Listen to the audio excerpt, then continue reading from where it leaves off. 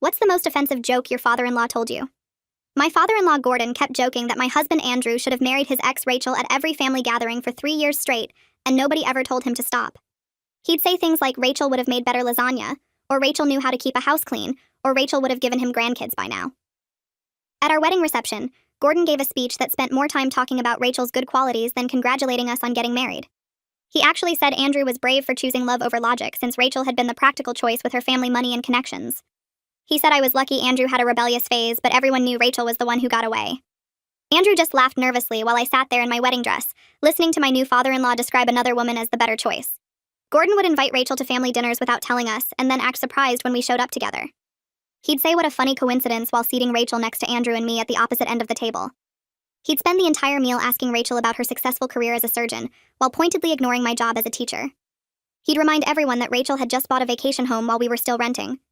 He'd mention that Rachel's new boyfriend was a senator's son, but she was still single at heart, winking at Andrew when he said it. At Christmas, Gordon gave Rachel a family heirloom necklace that had belonged to Andrew's grandmother, saying it should go to someone who was practically family.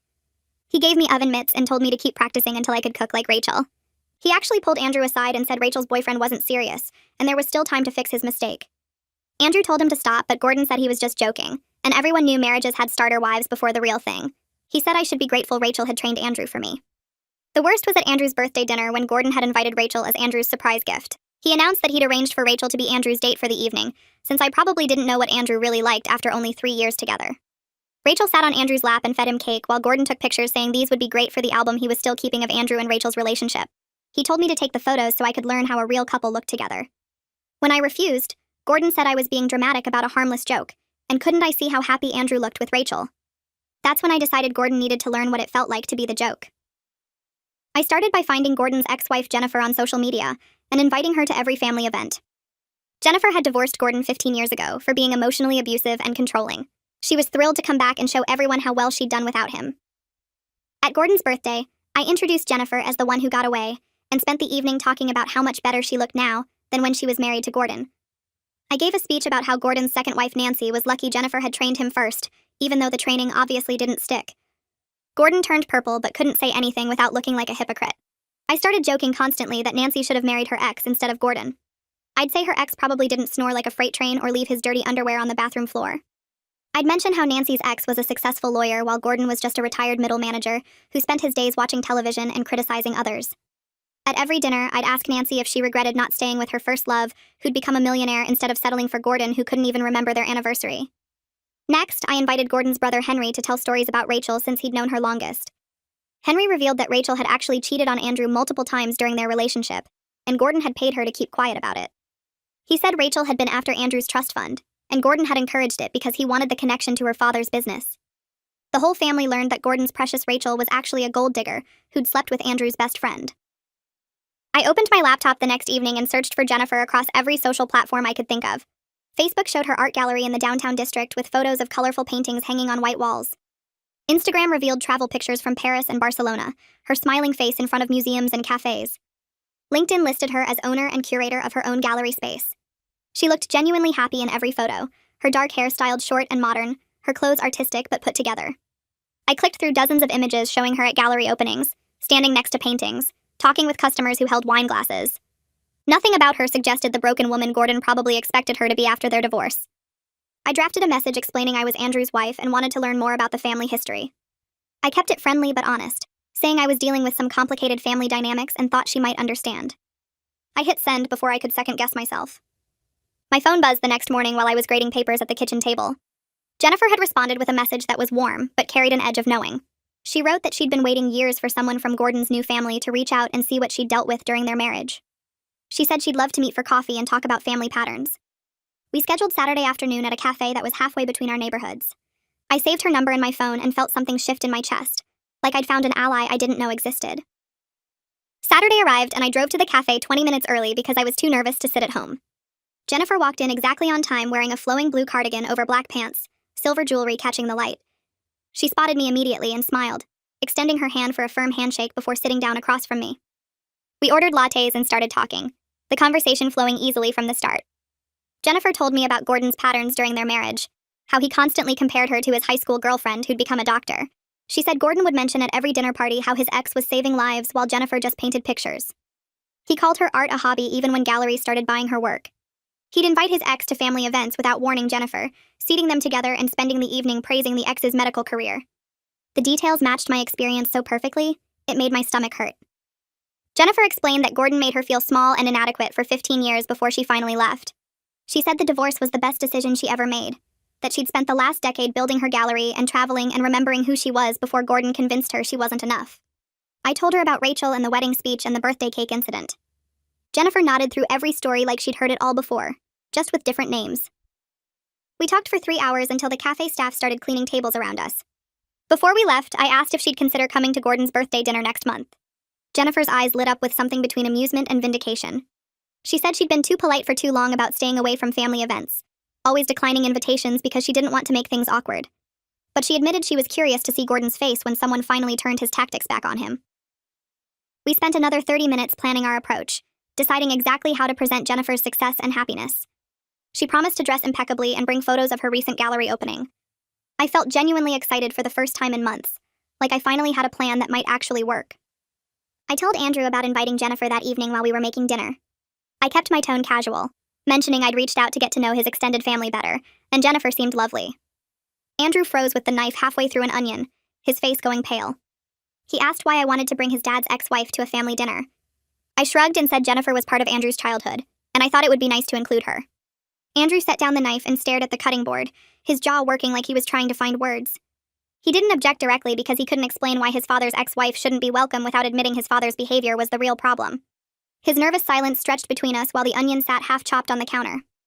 Finally, he just nodded and went back to cooking, but I could see his hands shaking slightly. He knew exactly what I was doing. Gordon's birthday arrived on a Saturday evening, and I picked up Jennifer from her apartment before heading to Gordon and Nancy's house. Jennifer looked stunning in a deep green dress that brought out her eyes, her hair perfectly styled, wearing the confident smile of someone who'd already won. We pulled up to the house and I saw Gordon's car in the driveway, along with several others belonging to family members. I introduced Jennifer warmly to everyone as Andrew's former stepmother, making sure my voice carried across the room. Gordon's face went from confused to shocked to deep red in about 3 seconds flat when he saw her standing in his entryway. His mouth opened and closed without sound.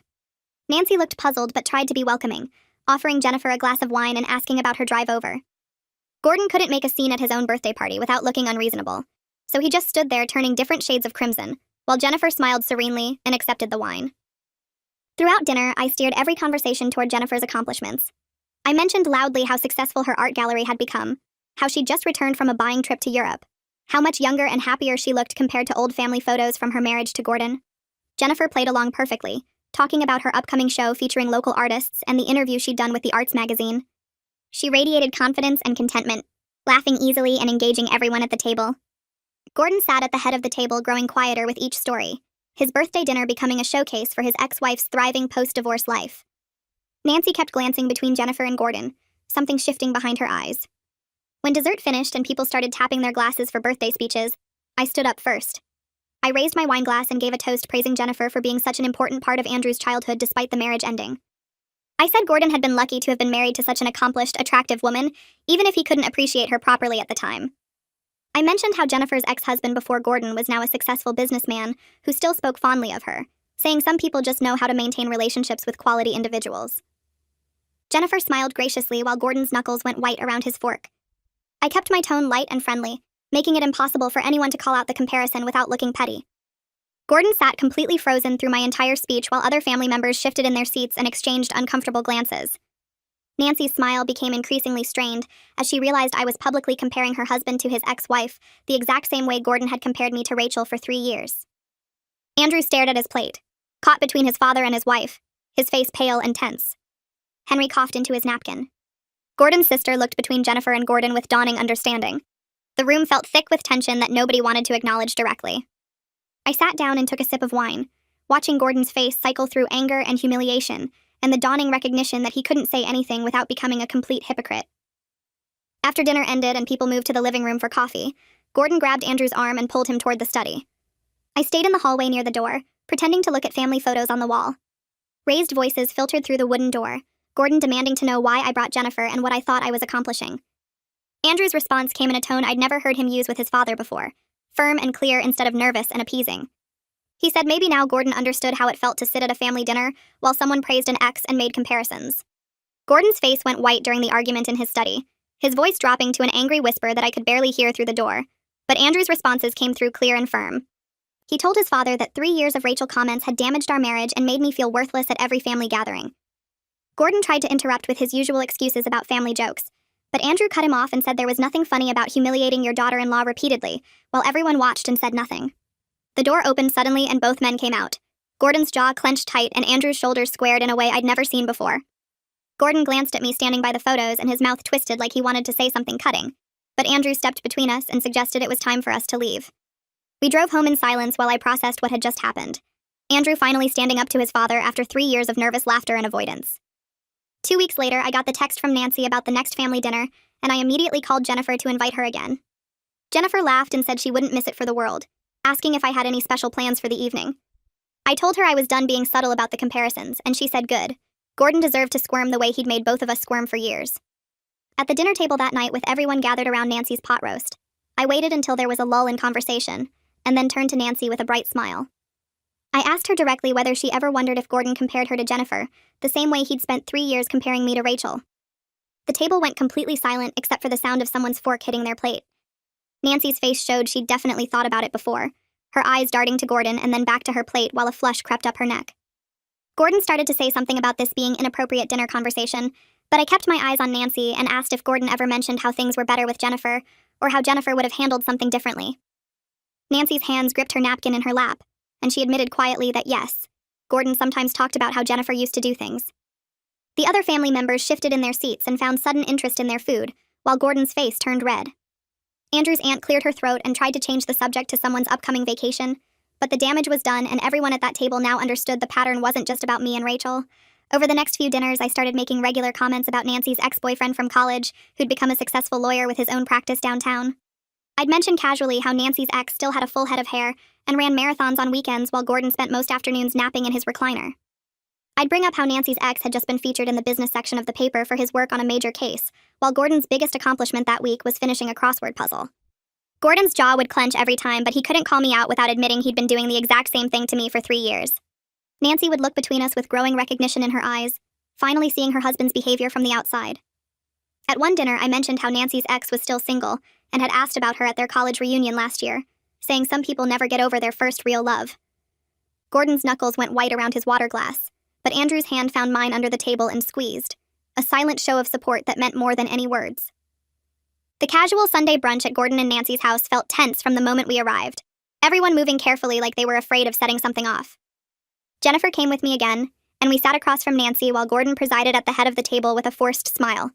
I waited until we were halfway through the meal and then brought up how Jennifer had told me Gordon used to criticize her cooking constantly during their marriage, saying nothing was ever seasoned right or cooked properly.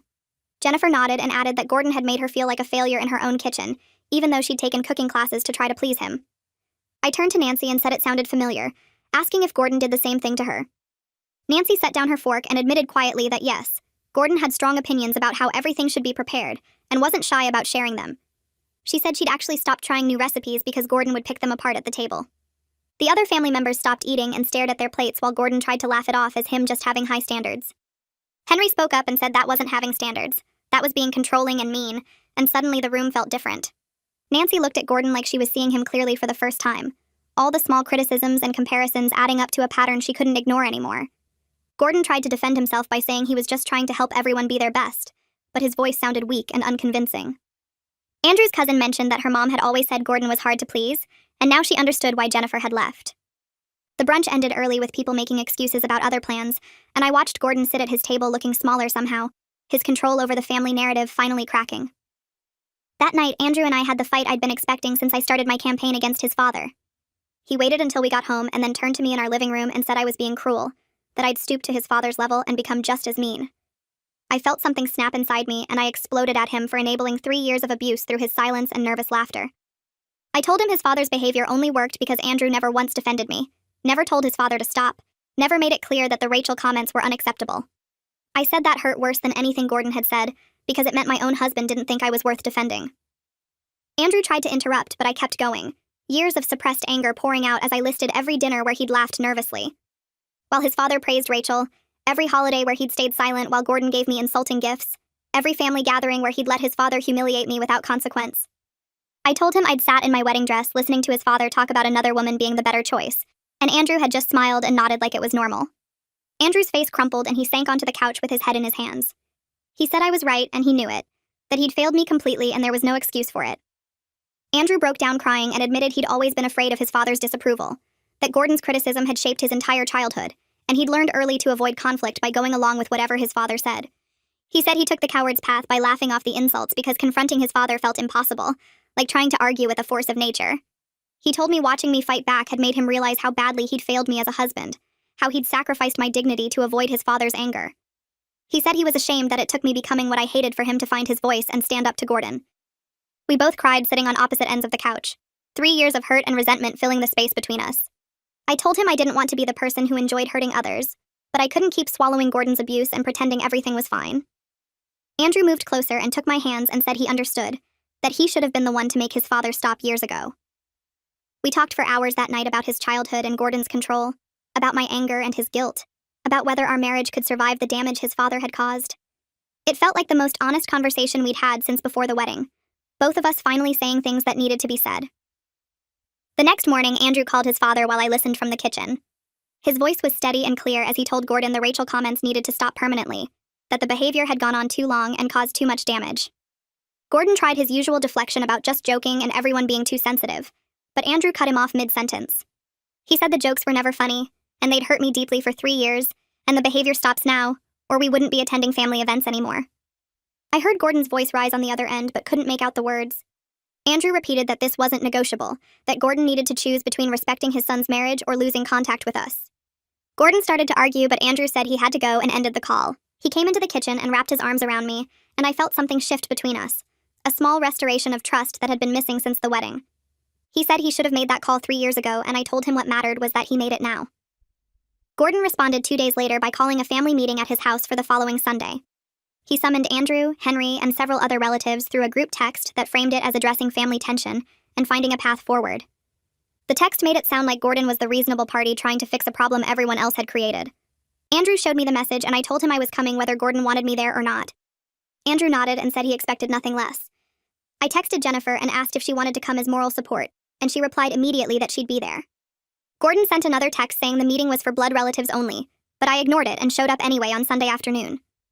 Jennifer arrived right after us, and Gordon's face went through several shades of red when he saw us walk in together. Nancy looked tired and didn't meet anyone's eyes as she directed people to sit in the living room. Henry arrived last and took a seat near the window, his expression carefully neutral. Gordon stood at the front of the room like he was giving a presentation and launched into a speech about how families joke with each other, and everyone had gotten too sensitive these days. He said he'd always loved Rachel like a daughter, and shouldn't have to pretend she didn't exist just because Andrew married someone else. He talked about how family bonds were important, and sometimes people said things that came out wrong, but the intention was always love. He completely avoided acknowledging the 3 years of systematic humiliation, the wedding speech that praised another woman, the birthday dinner where Rachel sat on Andrew's lap while he took photos. He painted himself as a misunderstood father whose affection for his son's ex was twisted into something ugly. Andrew's aunt nodded along like this made sense, and I felt my anger rising again. Gordon finished his speech by saying he hoped we could all move past this tension and get back to being a normal family. He looked around the room expecting agreement, and several relatives shifted uncomfortably.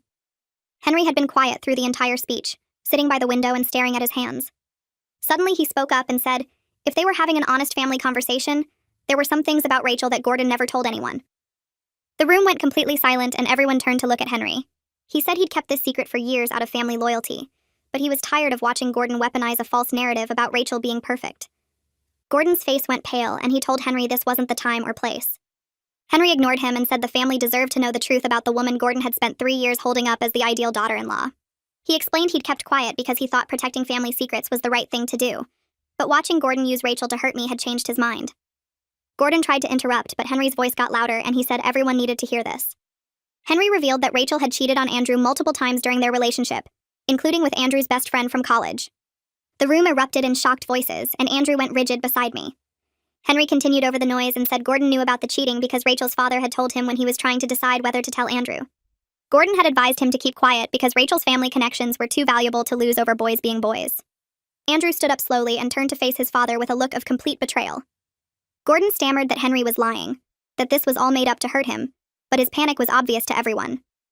Henry pulled out his phone and said he had proof if anyone wanted to see it. The room went crazy with people talking over each other, and Gordon's face went from red to white in about 2 seconds. Henry kept going and explained that Gordon actually paid Rachel $5,000 to keep the cheating quiet and continue dating Andrew. Gordon wanted the business connection to Rachel's father's company, and didn't care that Rachel was using Andrew. Henry said he found out because he overheard Gordon and Rachel's father discussing the arrangement at a golf outing where they thought nobody else was around. Gordon tried to interrupt, but Henry talked louder and said Rachel's father had called Gordon worried that his daughter was going to ruin everything by getting caught again with someone else. Gordon had told him not to worry because Andrew was too trusting to notice anything, and they just needed Rachel to stay in the relationship long enough for Gordon to secure the business deal he wanted. The whole family sat there shocked, and some of Andrew's cousins started asking questions all at once about what kind of father would do something like that.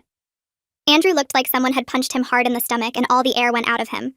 His hands were shaking on the armrest of his chair, and he kept opening his mouth like he wanted to say something, but nothing came out. Nancy stared at Gordon with her mouth hanging open, and her eyes were huge and filled with something that looked like she was seeing a stranger instead of her husband. She turned to look at Andrew and then back at Gordon, and you could see her brain trying to process that the man she married was the kind of person who would value a business connection over his own son's feelings and well-being. Gordon finally found his voice and started stammering that Henry was lying and making things up to cause trouble in the family. But his panic was obvious to everyone in the room, and his voice came out too high and shaky. He said Henry had always been jealous of his success, and was trying to turn the family against him with made-up stories. Andrew's aunt asked why Henry would lie about something so specific, and Gordon couldn't come up with a good answer. Henry pulled out his phone and started scrolling through old messages while everyone watched him. He said he had proof if anyone wanted to see it, and Gordon went pale again. Henry found what he was looking for and held up his phone, so everyone could see the screen. He played a voicemail Gordon had left him 6 years ago asking him to delete any evidence of the payment and never mention it to Andrew. Gordon's voice on the recording was clear and calm as he talked about protecting the family's interests and how Andrew would get over Rachel eventually anyway. He said young people broke up all the time, and Andrew didn't need to know the details about why Rachel left.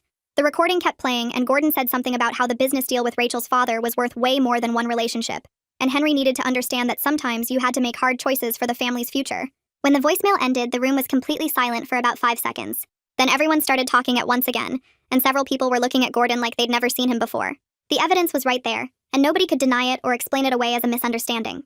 Jennifer spoke up from her seat near the window and said this was exactly the Gordon she remembered from their marriage. She said he was the kind of man who saw people as things to be used and managed rather than actual humans with feelings that mattered. Jennifer looked at Nancy with something like pity in her eyes and said she was sorry to say it, but Gordon hadn't changed at all since their divorce 15 years ago. She said Gordon had done similar things during their marriage where he'd manipulated situations and people to get what he wanted without caring who got hurt in the process. Nancy's face crumpled and she looked devastated as her whole image of her husband fell apart right in front of everyone. She'd probably spent 10 years thinking she knew who Gordon was, and now she was finding out he'd been hiding this whole other side of himself. Nancy asked Gordon in a quiet voice if what Jennifer said was true, and if he'd really paid Rachel to stay with Andrew. Gordon tried to grab Nancy's hand, but she pulled away from him and stood up from the couch. Andrew stood up too, and his whole body was tense like a wire pulled too tight. He looked at his father and said he was done, and couldn't have a relationship with someone who would manipulate his life so badly. Gordon tried to grab Andrew's arm and started talking fast about how he was just trying to help Andrew's future and set him up for success. He said the business connection would have meant opportunities for Andrew, and he was just being a good father by thinking ahead. Andrew pulled his arm away hard and said destroying his relationship with lies and paying off his girlfriend to keep cheating quiet wasn't help. He said it was sick and controlling and he should have seen it years ago. We started walking toward the door and several other family members got up to follow us out. Gordon called after Andrew saying they needed to talk about this like adults, but Andrew kept walking. Henry caught up with us in the hallway and said he was sorry for not speaking up sooner, but he thought keeping family peace was more important. Andrew told him it was okay, and he was glad the truth finally came out, even if it hurt. Over the next week, the family basically broke into pieces as people tried to process what Henry had revealed about Gordon. Some relatives called Andrew to express support and apologize for not speaking up about Gordon's behavior sooner. His cousin Maria said she'd always thought something was off about how Gordon talked about Rachel, but she convinced herself it wasn't her place to say anything. Andrew's uncle called and said he felt terrible for laughing at some of Gordon's jokes over the years, and he should have realized they weren't actually funny. Other relatives tried to play mediator and suggested family counseling sessions where everyone could work through their feelings. They didn't seem to understand that some betrayals were too big and fundamental to fix with a therapist sitting between you asking how that made you feel. Andrew's aunt kept sending texts about how family was forever, and they needed to find a way past this rough patch.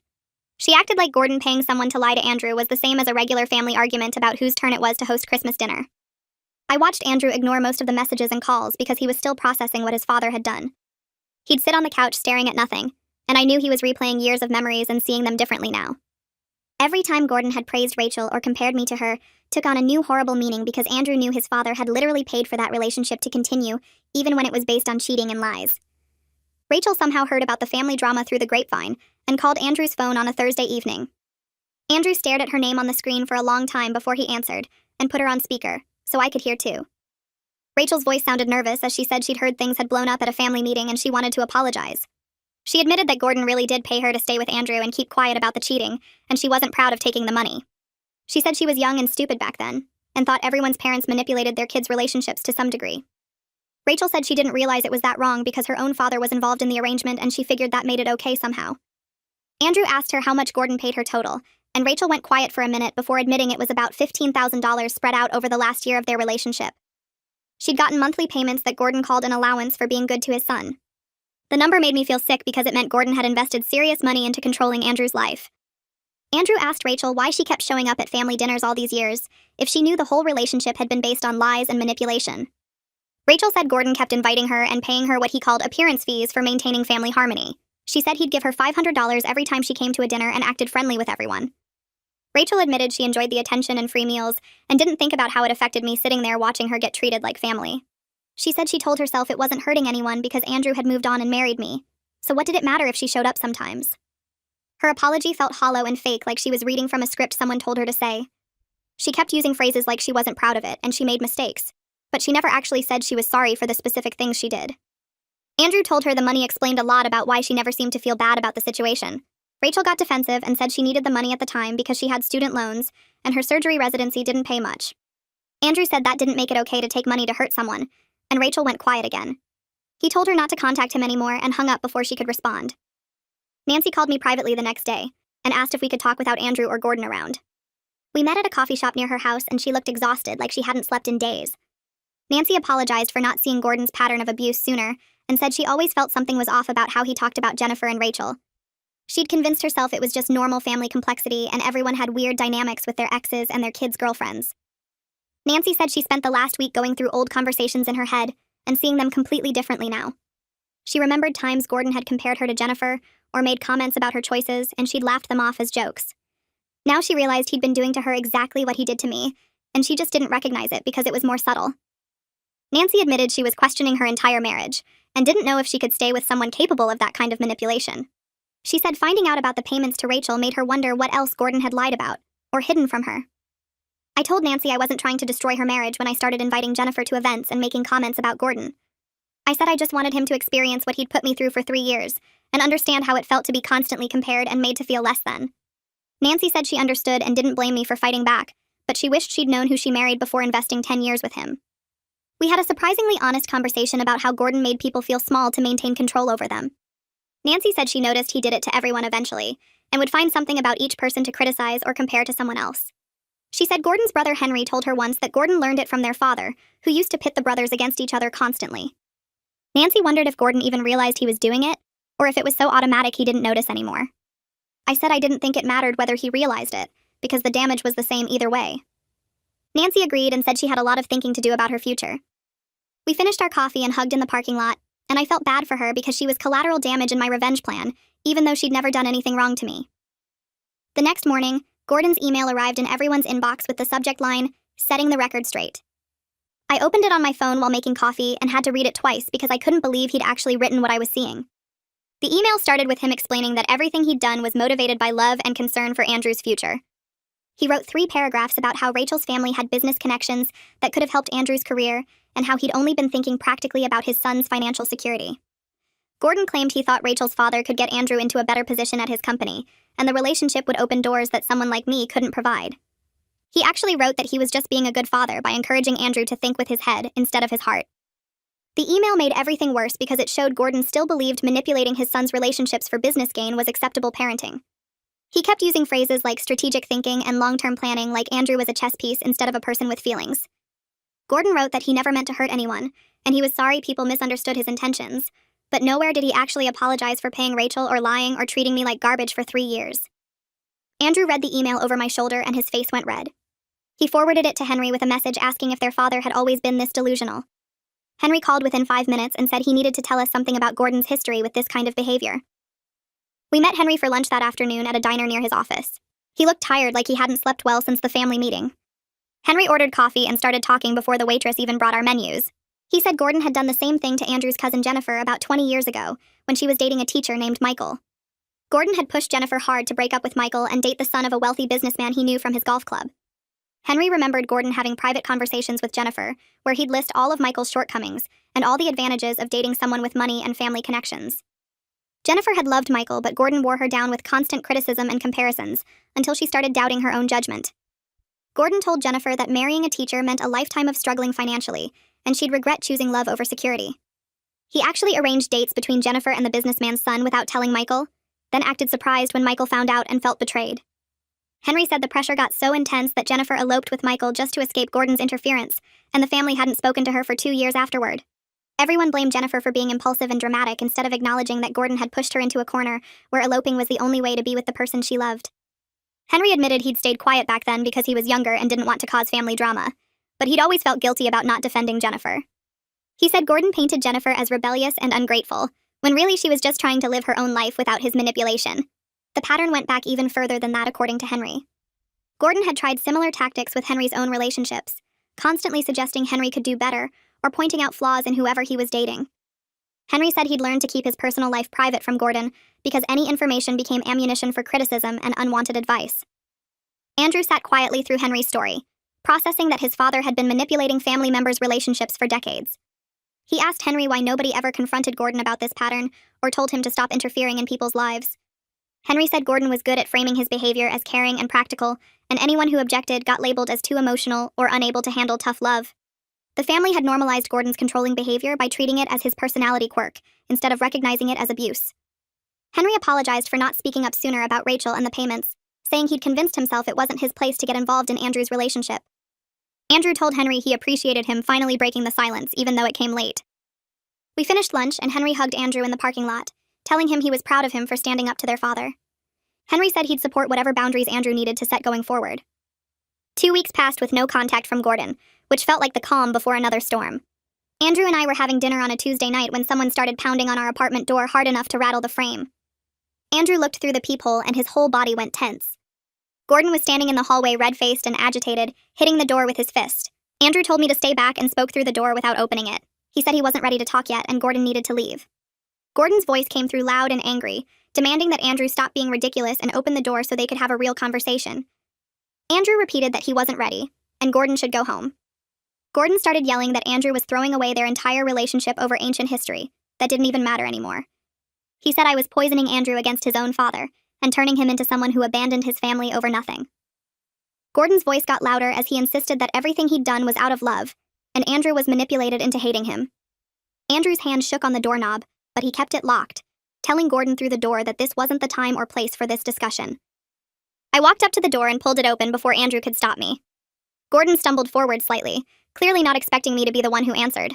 I looked him directly in the face and told him I wasn't poisoning anyone. I said I was doing exactly what he'd done to me for 3 solid years at every family gathering and special occasion. I asked Gordon how it felt to be constantly compared to someone from his past and found lacking. I asked him how it felt to have his choices questioned and criticized in front of everyone he cared about. I asked him how it felt to be told repeatedly that he wasn't good enough, and someone else would have been the better option. Gordon's mouth opened and closed, but no words came out for several seconds. He finally sputtered that it wasn't the same thing at all because his situation with Jennifer was completely different from my situation with Rachel. I asked him how it was different, and he couldn't give me an answer that made any sense. He said something about context and circumstances, but it was just noise meant to avoid accountability. I told Gordon he spent 3 years making me feel worthless, and now he was experiencing a tiny fraction of that treatment and couldn't handle it. Gordon said I was being dramatic and taking everything out of proportion. I closed the door in his face while he was still talking and locked it. We could hear him standing in the hallway for another minute before his footsteps finally retreated toward the elevator. Andrew and I spent the rest of that evening talking about everything that had built up between us over the past 3 years. We acknowledged that Gordon's behavior had damaged our marriage in ways we'd both been avoiding. Andrew admitted he'd prioritized keeping peace with his father over protecting me from abuse, and that choice had created a wound in our relationship that wouldn't heal without serious work. I told Andrew I'd been carrying resentment that was eating away at my trust in him, and I needed him to understand how alone I'd felt sitting at those family dinners while he laughed nervously at his father's insults. We both recognized we needed help working through this mess because it was bigger than what we could fix on our own. Andrew found a couples therapist who had availability the following week, and we made an appointment. The therapist's name was Dr. Rossi, and she specialized in family systems and boundary issues. We filled out intake forms separately, and then met with her together for our first session. Dr. Rossi asked us each to describe what brought us to therapy, and Andrew went first. He explained his father's 3-year campaign of comparing me to Rachel and his own failure to shut it down.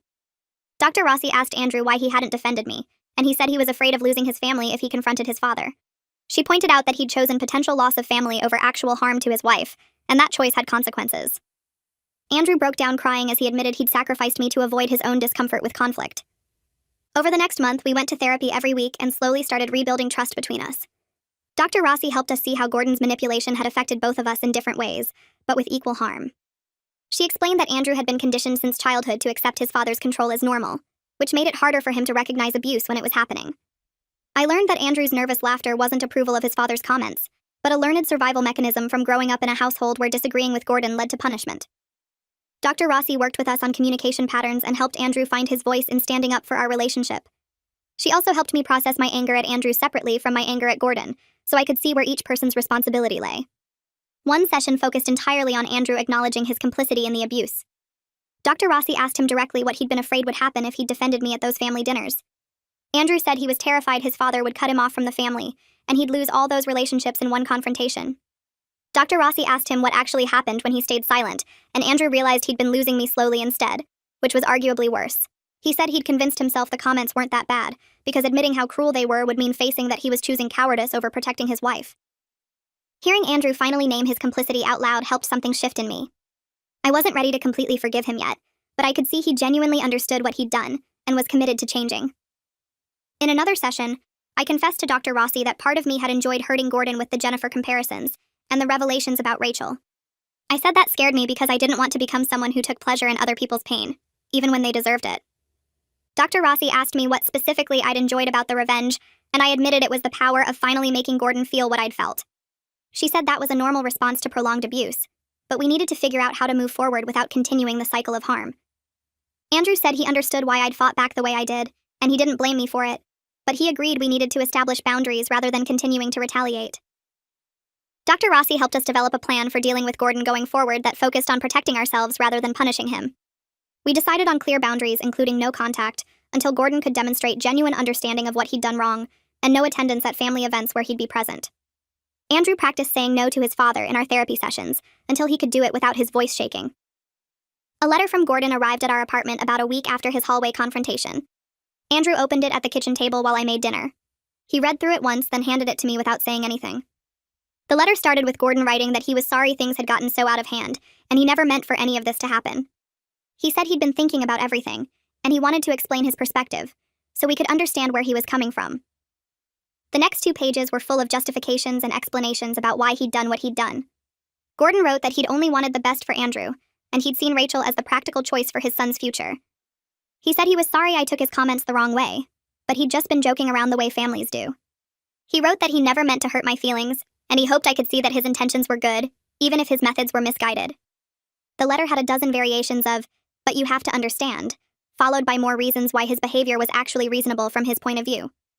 Gordon said he was sorry for any pain caused, but he still believed he'd been right to encourage Andrew to think seriously about his choices. He ended the letter by saying he hoped we could move past this misunderstanding and get back to being a normal family again.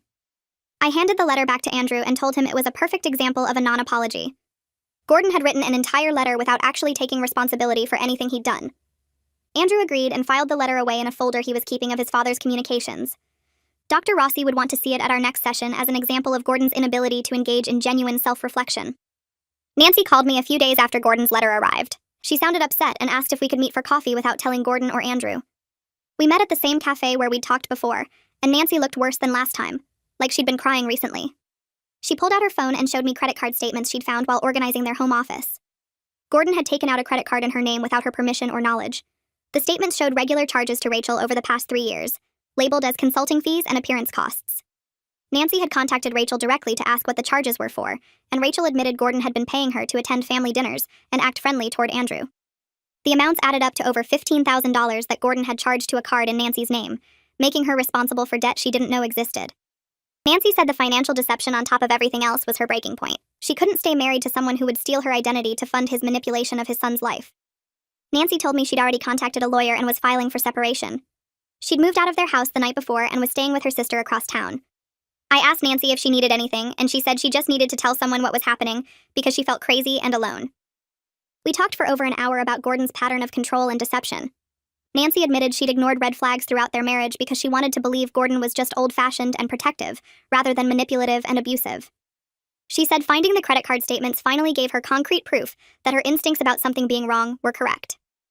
Jennifer called Nancy later that week after hearing about the separation through family channels.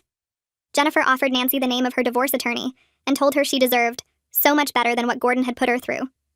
Nancy met with Jennifer's attorney and started divorce proceedings immediately. The attorney said the credit card fraud gave Nancy strong grounds for the divorce, and Gordon would likely have to pay back the money plus damages.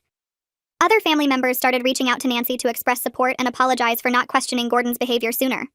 Andrew's aunt called to say she'd always felt uncomfortable with how Gordon treated people, but she'd convinced herself it wasn't her business to interfere. Henry's wife reached out to offer Nancy a place to stay if she needed it, and to say she was proud of Nancy for leaving. A small support network formed around Nancy as she extracted herself from Gordon's control. Jennifer organized a lunch with Nancy and several other family members who wanted to show their support. I attended and watched as people who'd been silent for years finally acknowledged that Gordon's behavior had always been wrong. The conversation felt both validating and frustrating, because it highlighted how many people had seen the problems, but stayed quiet until someone else spoke up first. Nancy told the group she wished someone had warned her about Gordon before she married him, and Jennifer said she'd tried once, but Gordon had convinced everyone she was just a bitter ex-wife. The pattern of Gordon isolating and discrediting anyone who opposed him became clear as we all shared our experiences. Gordon's family dinner invitations started getting ignored by the second week after Nancy moved out. He sent a group text announcing Sunday dinner at 5 and got 3 responses, 2 of them saying they had other plans, and 1 from his cousin saying maybe next time. The following week, he tried again with a different date and got even fewer responses. Andrew showed me the messages, and I could see Gordon getting more desperate with each attempt, adding details about the menu and promising it would be quick.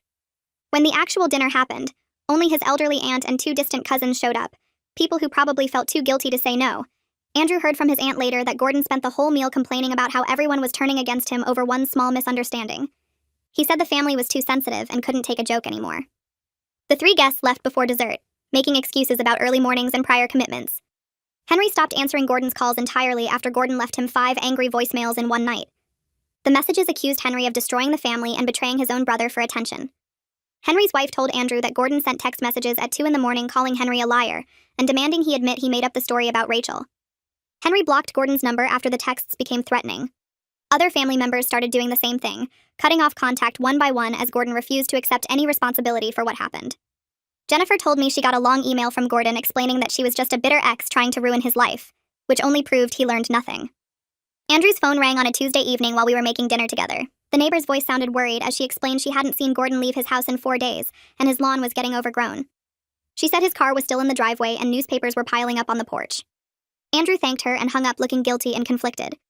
He paced around our kitchen for 20 minutes trying to decide if he should go check on his father or let natural consequences play out. I watched him struggle with the decision, and didn't push him either way, because this needed to be his choice. He finally called his aunt to ask if she could do a welfare check instead of going himself. The aunt reported back that Gordon answered the door looking unshowered and tired but physically fine. He told her to leave him alone and shut the door in her face. Andrew felt relieved and guilty at the same time, a combination that seemed to follow him everywhere lately. Our therapy session that week focused entirely on Andrew's complex feelings about his father's isolation. The therapist said natural consequences aren't cruelty, and Andrew didn't owe Gordon protection from the results of his own behavior. She reminded Andrew that Gordon chose manipulation over honesty for years, and now he was experiencing what happens when people stop tolerating that choice. Andrew nodded, but I could see him processing the permission to let his father face consequences without rushing to fix everything. The therapist encouraged him to feel his guilt without acting on it, to recognize that discomfort didn't mean he was doing something wrong. 3 months passed with no contact from Gordon until Andrew got a call from a family mediator. The woman explained that Gordon had reached out asking for help repairing his relationship with his son. She offered to facilitate one session where both parties could speak with a professional present to keep things productive. Andrew agreed to meet once to see if his father was capable of genuine accountability. I told Andrew I supported his decision, but I wouldn't be attending any mediation sessions myself. My relationship with Gordon was over, and I had no interest in sitting across from him while he explained his intentions. Andrew understood and said he wasn't expecting me to participate. The mediation got scheduled for a Saturday morning at the mediator's office downtown. Andrew left our apartment looking nervous, and came back 3 hours later looking disappointed. He sat down on our couch and told me the whole session felt pointless. Gordon spent most of the time defending his actions and explaining that he only wanted what was best for Andrew. He said the Rachel situation was about securing Andrew's future, and he couldn't understand why everyone was so upset about practical concerns. The mediator tried multiple times to redirect Gordon toward listening to how his behavior affected people, but he kept circling back to his intentions. She finally noted in her summary that Gordon showed limited capacity for empathy and tended to intellectualize emotions rather than actually feeling them. Andrew left the session knowing his father probably wouldn't change in any meaningful way. He told me he felt sad, but also relieved to stop hoping for some dramatic transformation that was never going to happen. I walked into my usual coffee shop on a Thursday afternoon and saw Rachel sitting by the window. She looked up and our eyes met before either of us could pretend we hadn't seen each other. I considered leaving but decided that was childish, so I ordered my drink and sat down at a table near hers. Rachel got up and asked if she could join me. I said sure, even though sure wasn't exactly how I felt about it. We sat in awkward silence for a minute before Rachel started talking. She admitted she felt guilty about taking Gordon's money and showing up at family events. She said she was going through financial difficulties after her practice had some billing problems, and she told herself it wasn't really hurting anyone. I put my coffee down and looked at her directly. I told her it did hurt me, constantly. Every single time she showed up and let Gordon use her as a weapon against me. I said she knew exactly what she was doing and she chose the money anyway. Rachel's face flushed and she nodded without making excuses. She said I was right and she was sorry for participating in something she knew was wrong.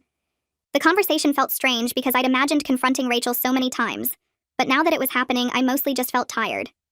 She explained that Gordon would text her before family events offering payment for her time, and she rationalized it as easy money for a few hours of small talk. I asked if she ever thought about what it felt like for me to watch my father-in-law parade his son's ex around like a trophy. Rachel admitted she tried not to think about it because thinking about it would have meant admitting she was doing something cruel for cash. Rachel kept talking, and her apology started sounding more genuine than the quick phone call months ago. She said she'd been in therapy working on her tendency to justify unethical behavior when it benefited her financially. Her therapist helped her see a pattern of making choices that hurt others while convincing herself she wasn't really responsible. She told me about other situations where she'd done similar things, taking advantage of people's feelings because it was profitable or convenient. I listened and realized Rachel was actually doing the work of understanding herself instead of just apologizing to make herself feel better. She said she wasn't asking for forgiveness because she understood some damage couldn't be repaired. I accepted her apology without offering friendship or suggesting we stay in touch. We finished our coffee and talked a bit more about surface-level things before parting ways. Walking to my car, I felt something shift inside me. Not forgiveness exactly, but maybe the beginning of letting go. Rachel's acknowledgement that she was wrong mattered even if it didn't fix anything. Some people never get that much honesty from the ones who hurt them. Nancy's divorce moved through the courts faster than most because she had documented everything thoroughly. Her lawyer presented credit card statements showing Gordon's unauthorized charges, text messages revealing his manipulation of family dynamics, and emails where he discussed paying Rachel to attend events. Gordon tried to paint himself as the victim of a conspiracy between his ex-wife and current wife. His lawyer submitted documents claiming Jennifer had poisoned Nancy against him, and I had orchestrated the whole thing out of spite. The judge looked unimpressed as Gordon's attorney presented this theory. Nancy's documentation spoke for itself and showed a clear pattern of financial deception and emotional abuse. Gordon's own emails provided the most damaging evidence because he'd written explicitly about his plans to keep Andrew connected to Rachel's family money. The settlement gave Nancy a favorable division of assets, and she moved on with visible relief. She texted me after the final hearing to say thank you for helping her see what she was living with. I told her she did the hard work of leaving and documenting everything. She deserved credit for choosing herself over a comfortable lie. Andrew and I planned a dinner party for a Saturday evening and invited Jennifer, Henry, Nancy, and a few other family members who'd supported us through everything. I spent the afternoon cooking while Andrew cleaned our apartment and set up our small dining table with extra chairs borrowed from neighbors. People started arriving around 6, and the atmosphere felt immediately different from any gathering at Gordon's house. Jennifer brought wine and hugged me at the door, saying this already felt better than years of tense family dinners. Henry and his wife showed up with dessert, and Henry looked more relaxed than I'd ever seen him. Nancy arrived last, carrying flowers and apologizing for being late, even though she was right on time.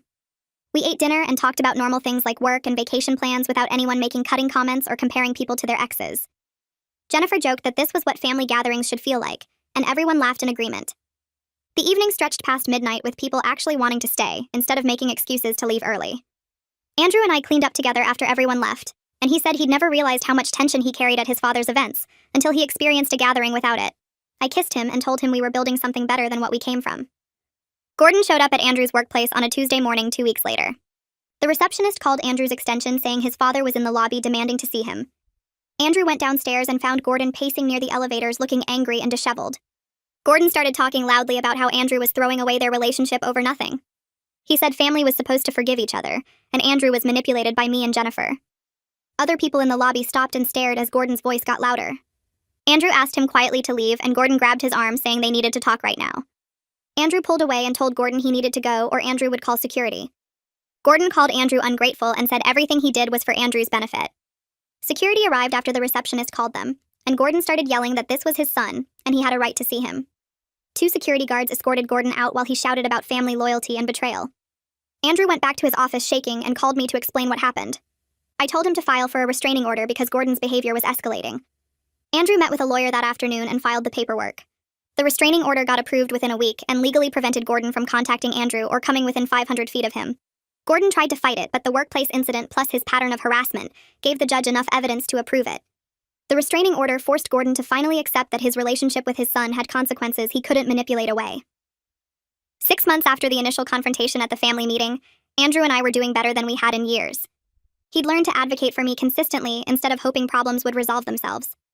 I'd learned to communicate hurt before it built up to explosive levels. We both recognized that Gordon's abuse revealed cracks in our relationship that we needed to address regardless of what happened with his father. Our therapy sessions shifted from crisis management to building healthier patterns.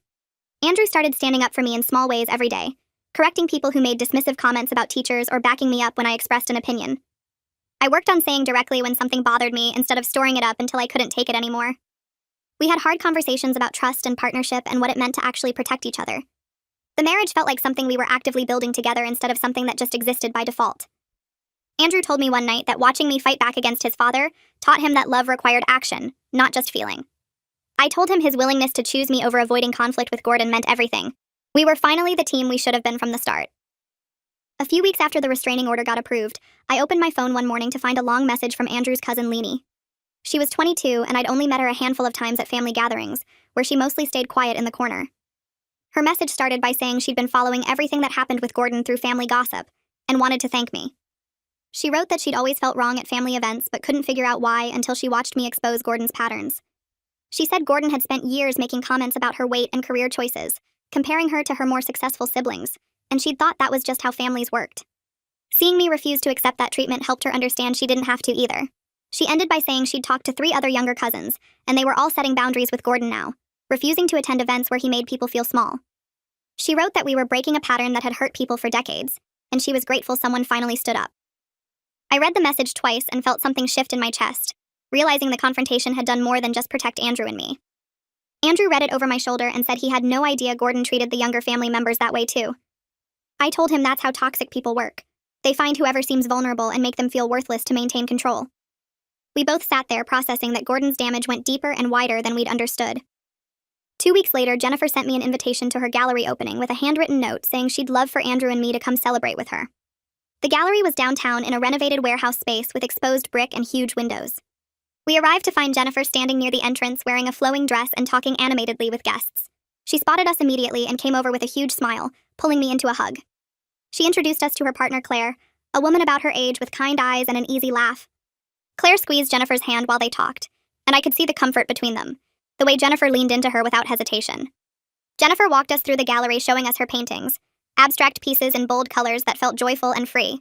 She told us she'd started painting seriously after leaving Gordon, using art as therapy to process the years of emotional abuse. She said leaving him was the scariest and best decision she'd ever made because it let her become the person she was supposed to be. She looked at me seriously and said she was grateful I'd helped expose Gordon before he could damage another generation the way he'd damaged her. She said some people don't deserve endless chances to hurt others, and recognizing that isn't cruel, it's necessary. Claire nodded and added that protecting yourself from toxic people isn't selfish, it's survival. We spent an hour at the opening talking and laughing, and watching Jennifer in her element made me understand that life after Gordon could be genuinely happy, not just the absence of pain. A month later, Andrew came home from work looking excited in a way I hadn't seen in a while. He told me he'd gotten promoted to senior project manager with a significant raise and more responsibility. I hugged him and asked how he'd managed to land it so quickly. He said his boss had noticed a change in him over the past few months, more confidence and willingness to advocate for his ideas in meetings. Andrew admitted that therapy had helped him realize he'd been passive at work the same way he'd been passive with his father, avoiding conflict even when he knew he was right. He said standing up to Gordon taught him he could set boundaries and advocate for himself in other areas too. He told me he'd started speaking up in meetings, pushing back on bad ideas instead of just going along, and his boss noticed the shift. I felt proud watching him talk about his growth, seeing him transform from the man who nervously laughed through insults to someone who knew his own worth. He said he finally understood that being assertive wasn't the same as being aggressive, and protecting yourself didn't make you difficult. We ordered takeout to celebrate and spent the evening talking about how much had changed since the initial confrontation with Gordon. Around the same time, Nancy called me to meet for coffee, saying she had news to share. We met at a cafe near her sister's place where she'd been living since filing for separation. Nancy looked different, lighter somehow, like she'd put down something heavy. She told me she'd started dating someone new, a man she'd met through a book club who treated her with obvious respect. She said it felt strange being with someone who asked her opinion and actually listened, who didn't criticize her cooking or appearance or choices. She admitted she'd wasted 10 years trying to earn Gordon's approval, constantly adjusting herself to meet his impossible standards. She said therapy helped her realize she was repeating patterns from her childhood, with a father who'd been equally critical and controlling. Her therapist had her working on recognizing red flags and choosing partners who actually respected her instead of people she had to perform for. She looked at me and said she was grateful I'd exposed Gordon's behavior even though it destroyed her marriage, because staying with him would have destroyed her eventually. She said she could finally breathe without worrying about being judged for every small thing. I told her I was sorry she got caught in the middle of my revenge against Gordon, and she shook her head saying I'd actually saved her from wasting more years on someone who would never appreciate her.